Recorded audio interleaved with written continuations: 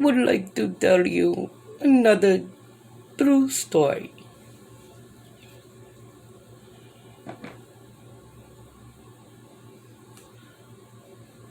about the time that my mother walked away with the Christ.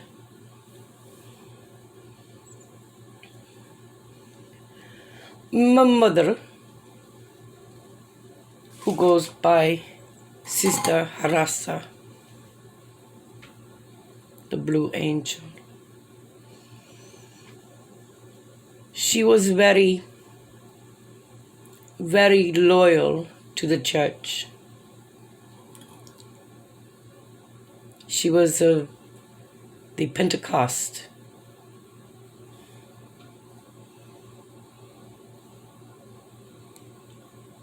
And she was a prayer warrior.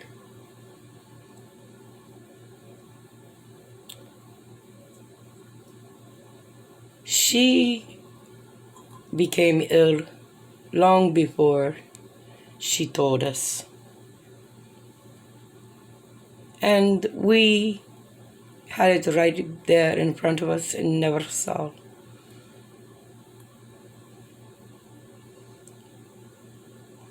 But when she found out that the cancer was eating her lungs, for sure, because she didn't know that part, not really.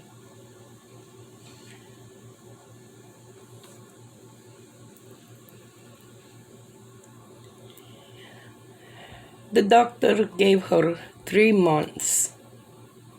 She lived with me.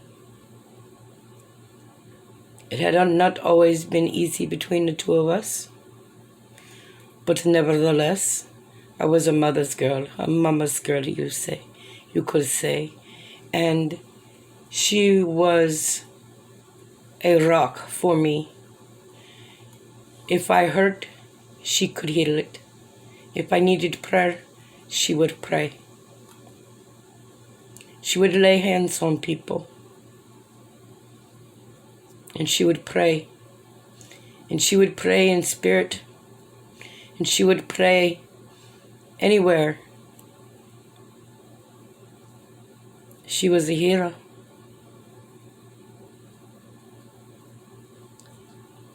We are all healers. We just forgot. But my mother, they gave her 3 months, and she lasted 20 days. 20 days, I took care of her. It was so bad, and I was so selfish. I did not want to let her go.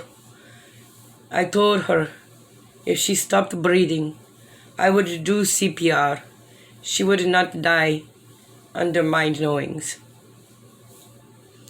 And I got my herbs, I cooked them, I rubbed her, I prayed over her. I did not sleep the last 5 days. I did not eat. My body became swole. I was hallucinating. My mother, she was climbing the walls in pain. It was terrible. 4 years ago, this July 9th. Yes, my mother, bless her heart. When I fell away from the church, she became scared and prayed often that I would see Jesus.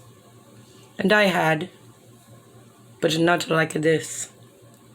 This last day, this last night, Mother said, "Please, Angie," as I laid on the floor, tired, by her bed, refusing to let her go. "Please, you need to sleep, you need to eat. You're getting sick." And I was. "Please let hospice come and pick me up. They would take good care of me."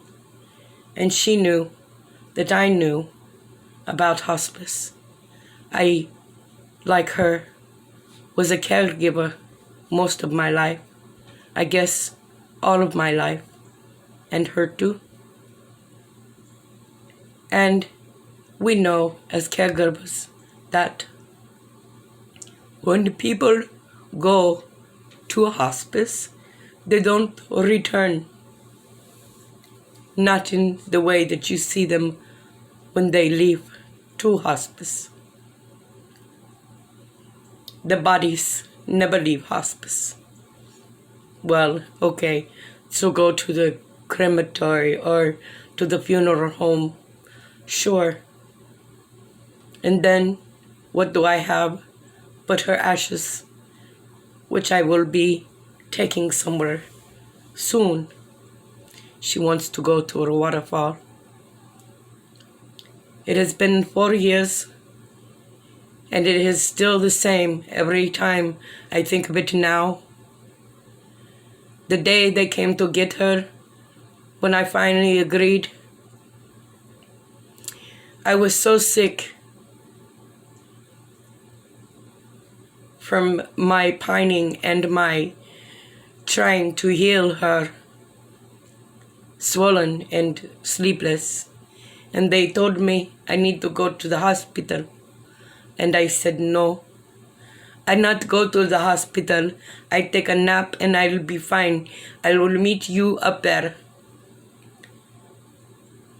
And as they took her out the door, I saw this man standing in my living room. This man, he had white robes on and a dark red sash. His eyes, they glowed like golden green glows, like halos. And he looked like he wasn't very happy. And he never looked at me, only concentrated on my mother. But his presence brought me to my knees. I knew without a doubt, I know this man. This man is Christ. He has come to get my mother. And when everybody left, it was very quiet for the first time in my house. Very quiet, indeed. I could hear the flies buzzing on the other end of the house in the window.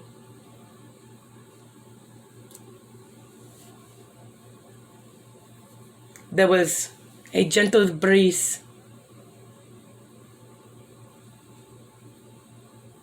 I could hear the bees outside. But everything else was so silently still that I saw through the veils.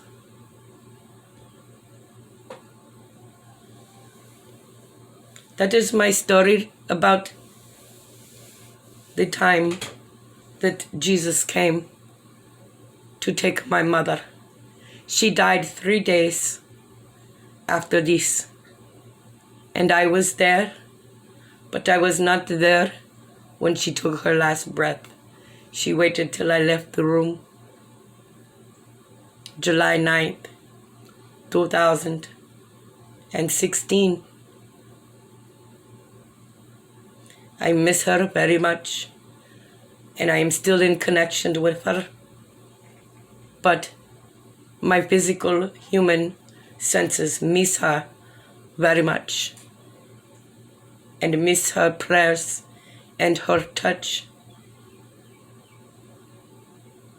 She was a good woman, and I am blessed to have her as my mother. And I am blessed that you give me your presence to hear my stories. And it is much easier to speak in this unknown accent and tell you things that put lumps in my throat. This way, the lumps seem to be easier to speak around. And I enjoy it, and I hope that you enjoy it too, because I want you to be present with yourself and listen with your heart, see with your heart, know in your spirit that you are a powerful, healing being, and you count. You are the center of the universe. You. And I am you, and you are me. And I love you, me. Luminous blessings.